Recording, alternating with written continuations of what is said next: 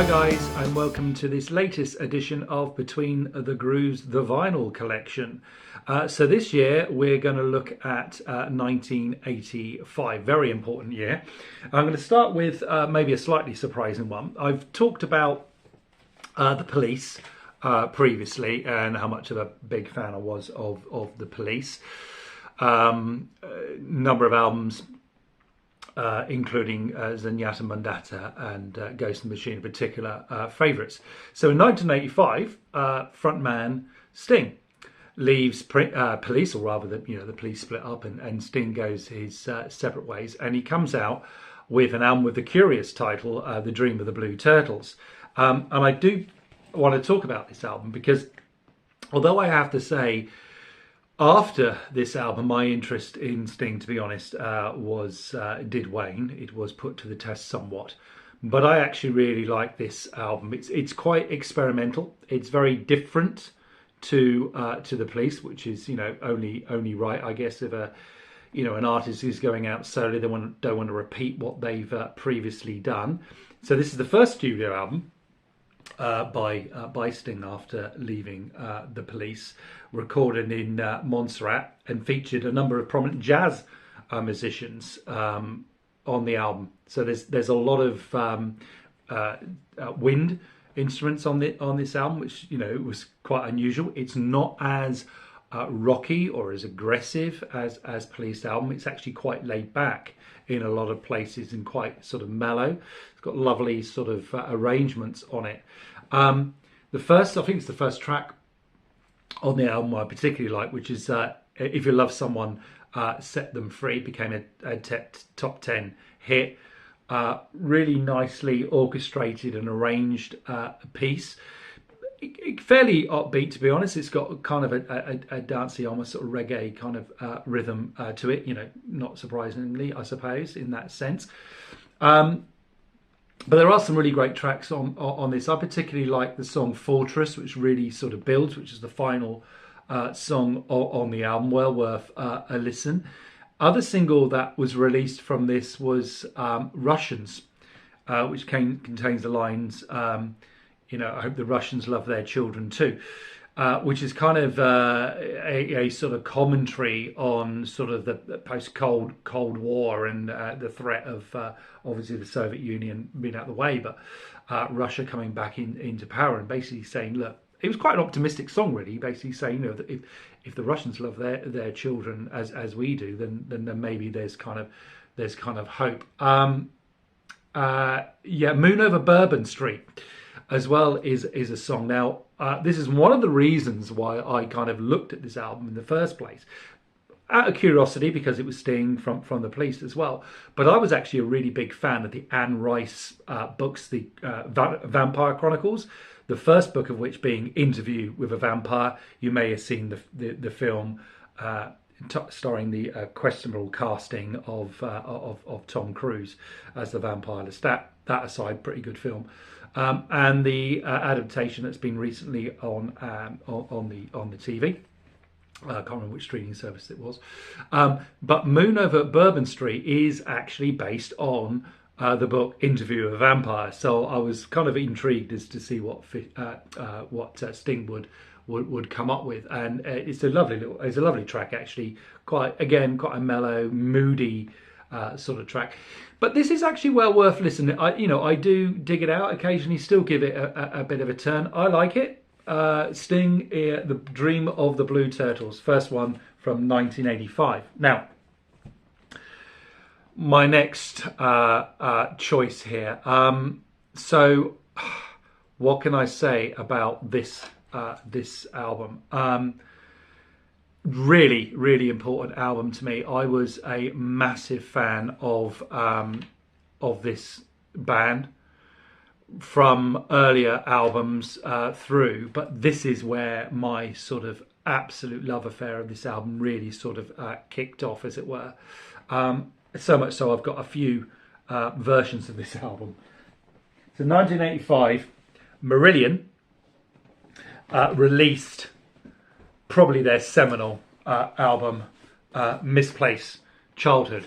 I think this is my actual original copy because it looks a bit battered. It's very well loved and very well worn.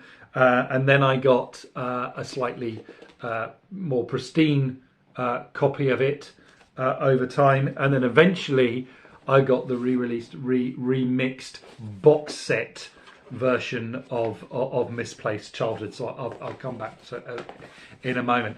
So this just absolutely blew me away. I was about 15, 6, well, what was I? Yeah, 85, so yeah, about 14, 15 when this came out. And I just absolutely fell in love with it. My parents at the time took me away on, or took us, the family, on a trip to Switzerland. My dad drove all the way there, and pretty much this album was on my Walkman, attached, cemented to my ears, and I just listened to it over and over again. The other side of the cassette was actually Marillion's Script for a Jester's Tear, but this definitely got the most airplay. I was also, at the time, hopelessly in love, as only a 15-year-old can be in love. I might have been 16 actually. 16-year-old can be with a slightly older girl. I was totally besotted with her, and my parents, in their infinite wisdom, decided with malice aforethought to take me away from her and take me to the beautiful mountains of Switzerland. And this album sort of became the soundtrack of my yearning and my loneliness and my my desperate need to get back to my love. The girl dumped me, by the way, the moment I got back from holiday. She'd already found someone else, so whatever. But this album stayed with me. You can rely on music, right? Just what it. So, Misplaced Childhood is Marillion's third album. It's supposedly inspired by a drug-fueled hallucination that lead singer Fish had. What's really great about this album is it just all hangs together so beautifully. It's not just a collection of songs, it's a suite of music. It's a suite of songs that all merge in and out and ebb and flow out of each other with, lyrics that just really spoke to me, about, that kind of, bedsit, young love sort of yearning. But it was also, this is a period where I was entering into, adulthood, leaving school and, going out on the big wide world, and, having an album called Misplaced Childhood that was sort of exploring those sort of themes of looking back and yearning back to childhood memories, in a simpler time, as it were, and simpler loves and a simpler life. I really sort of spoke to me, as it were. I don't really know. I've spoke about this album in my book.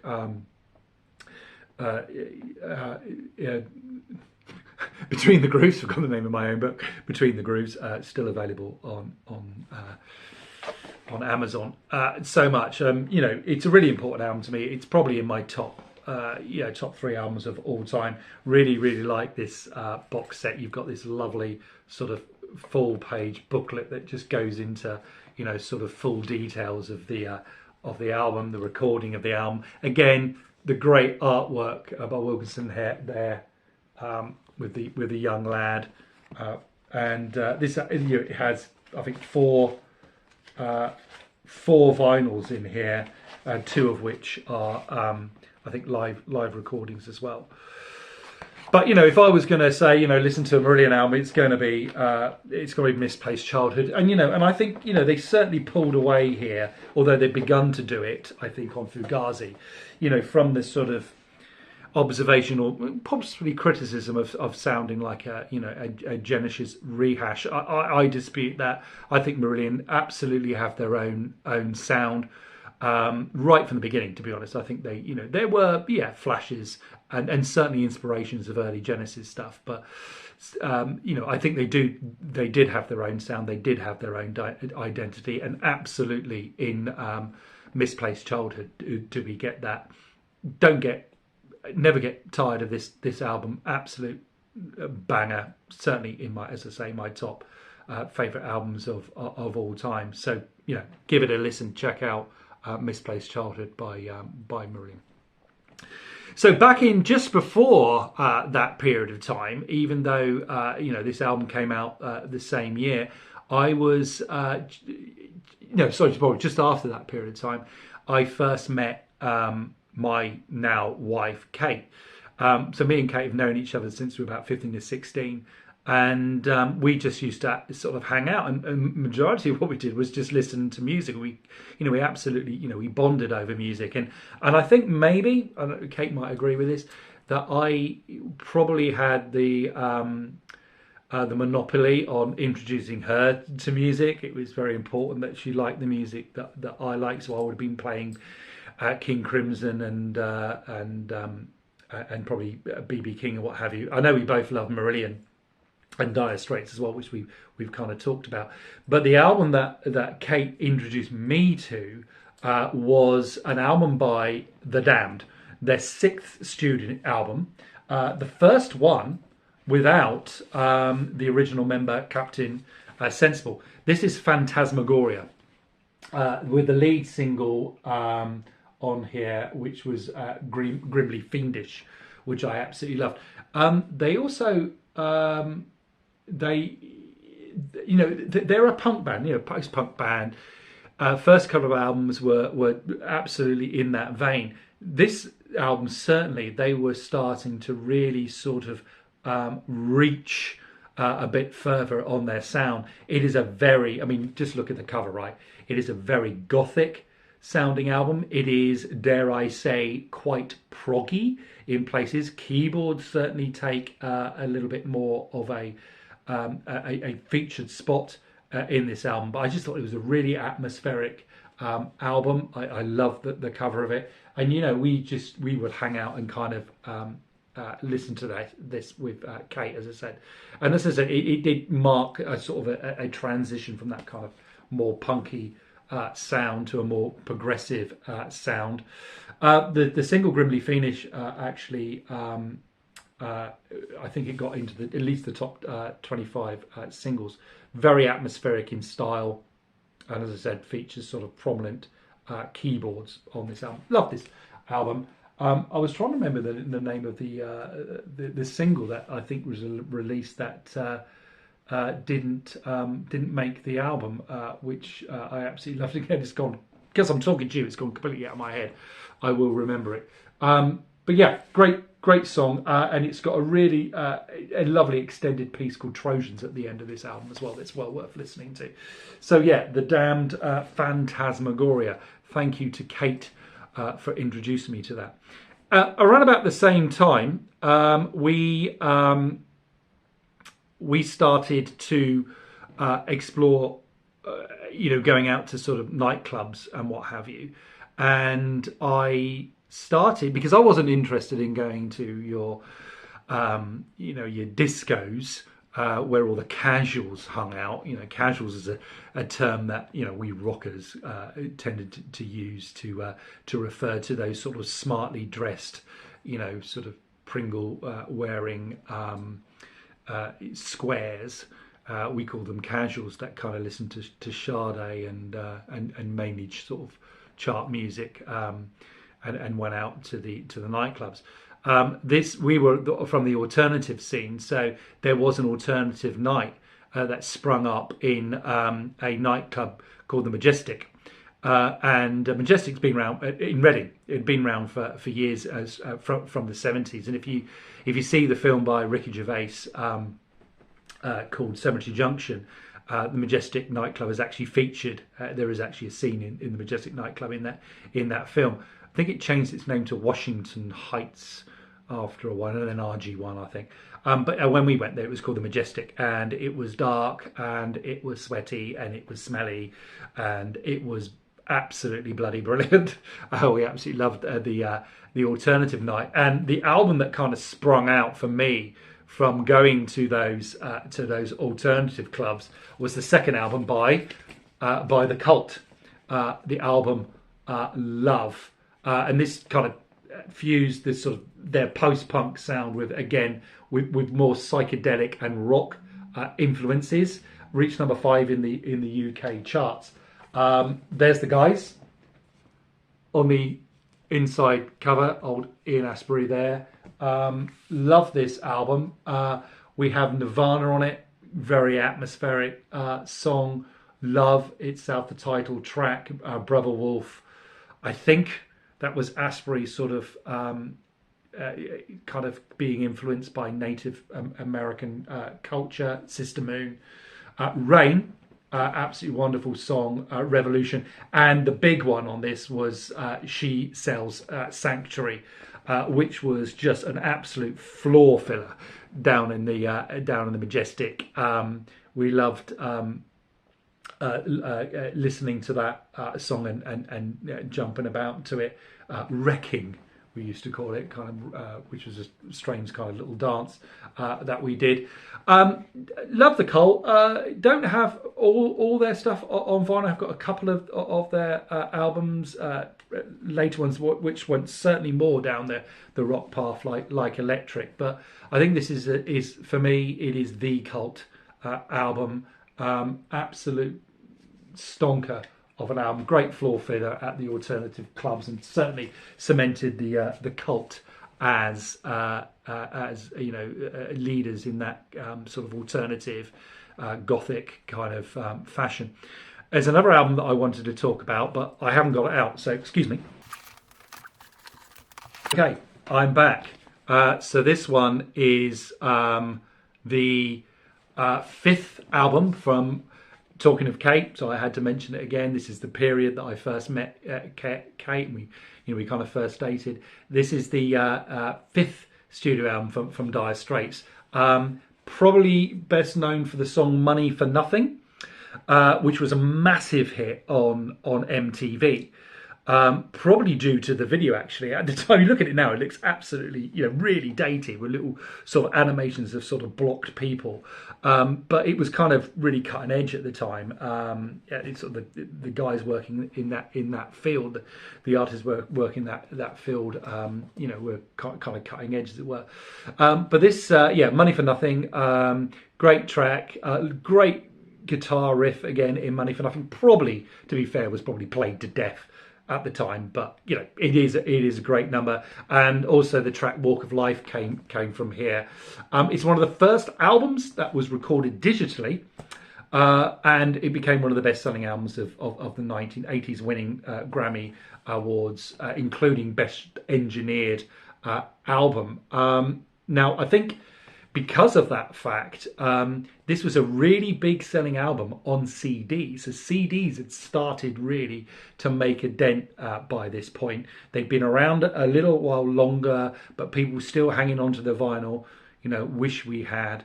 But, you know, CD was really starting to pick off. If you went into an audio center and you were checking out the sound systems, you know, the sales guy was going to put on a copy of Brothers in Arms by Dire Straits. So you just listen to the clarity. So it's really interesting, this, because this was never recorded analog. It was always recorded digitally.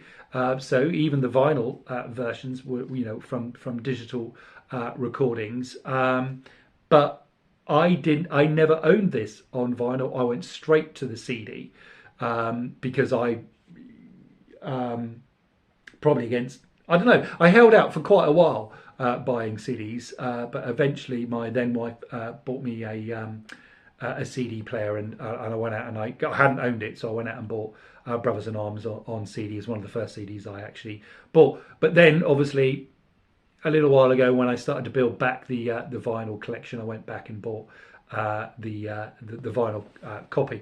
This is a resonator guitar, Mark Knopfler's resonator guitar on here. Again, sort of fairly iconic cover.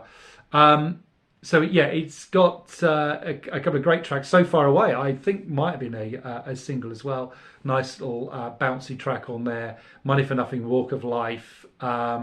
It's also got the track Brothers in Arms, which is a beautiful piece of music, which, you know, you would expect from Knopfler. I would say this is a zenith. This is really you know, at the peak of their career. There were a couple of Dire Straits albums after this, but I don't think, I don't think they really met up with the standard of writing and musicianship and production that this album did. I mean, the 3 albums in a row, I think, Making Movies, then Telegraph Road, which I've talked about, absolutely love, and this album are the 3 great Dire Straits albums. They are bookended by great but not so great, in my opinion, albums either side. Dire Straits debut and Communique, and I think On Every Street Corner was the one that came after this. So kind of bookended a really solid 3 album run, which I think kind of ended with Brothers in Arms. But yeah, great album, definitely worth listening to. So that's my 1985 podcast. I may not be doing an episode for a while. I am having some surgery at the end of this week, in a couple of days. So I would say to all the guys out there, get your PSA levels checked, get your bloods checked, get your prostate checked. Please do it.